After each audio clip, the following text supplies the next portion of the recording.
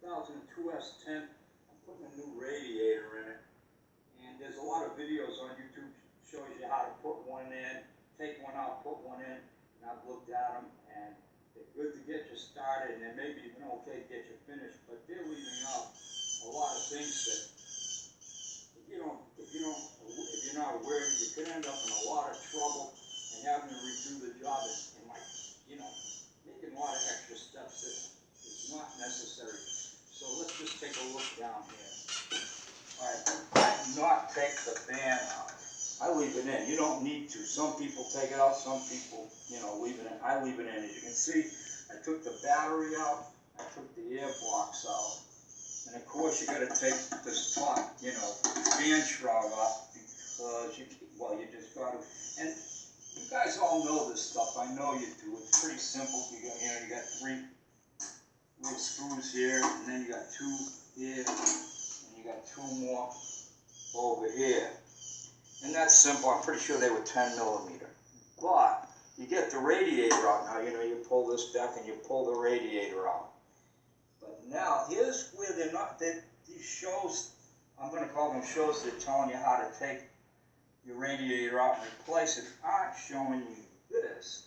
Now you get your radiator out, right? And then you go to put it back in.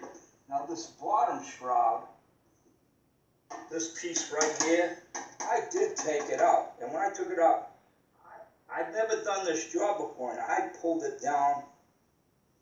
I didn't bring it up this way. I actually pulled it down through because I started this job over 2 weeks ago, but I couldn't get back to it just now. So I don't even remember why I pulled it off from underneath, but there must have been a reason.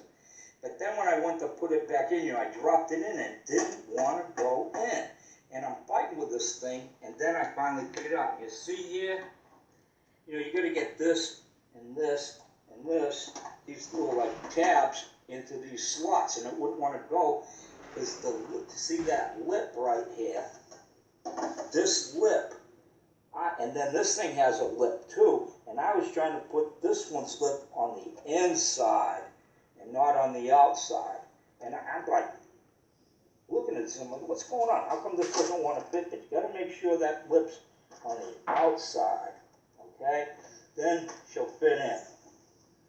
I'm going to try to get it. I'm not trying to do it, but I haven't got a lot of time, but just take my word for it. You want that lip on the outside. And I probably got to get underneath to pull it down in there because this thing wants to flex. But just remember that. Don't have this lip on this side. You got to get it on that side. And I know I'll get it in. Okay. Now take a look at this where I'm pointing at. See that open hole there? Now follow this screwdriver this way. And you see there? See that? That's a rubber mount. Now when I pulled this radiator out, that mount remained, but that mount came out with the old radiator. You can see right here. And I didn't notice it at first. And I could have pulled this out and maybe took both mounts out. You don't pay attention to it. And if you're starting this job like I am and you're not getting back to 2 weeks later, you might even throw this radiator away, junk it or whatever. And now you got to put your new radiator in, and oh crap, you don't have those mounts. So make sure you don't lose the mounts. Now this is the final little tip I'm saying. Okay, I was watching on that, and they're showing people taking these, you got your lines, you got transmission lines, and you got, Okay, I'm redoing this video, that's why it's kind of funky, but I pulled my coolant lines out. I removed those little horseshoe clips and pulled the lines out rather than unscrewing the thing and leaving the lines in. I know this looks nuts, but my engine seized up, okay? And I'm hoping that this doesn't happen to you. See, instead of unscrewing this, I pulled the lines out. And there's these little horseshoe clips in there that you got to pull out to get the line to come out. And I'm going to show you how to pull the horseshoe clips out but I will never do that again. If I ever have to change out one of these radiators again, I won't pull the horseshoe clip out and pull the line out. I will just unscrew this bolt or whatever you want to call it. I'm lost for words right now because I seized my engine up. I drove that car for quite a few days, well over 100 miles. But I'm going to show you now, just in case you do find yourself in need to get the clips out, how to get them out. It's really simple. To get them in, you basically got to position it just right so that when you push down on it, like I'm doing there, they both go into the slots at the same time. And then to get them out, I used a little pick. The top ones I actually could use a little screwdriver, but that little pick is it's a snap. You just get in there and you start pecking at it and they'll pop right out. But I'm saying now, after my experience, what I was saying before, I drove that truck around for a number of days. I know I put over 100 miles on it. I kept checking it. There was no leaks at all, neither from the transmission lines or the oil coolant lines, and no, regular antifreeze coolant was leaking out. Until I loaded the bed up with a bunch of dirt.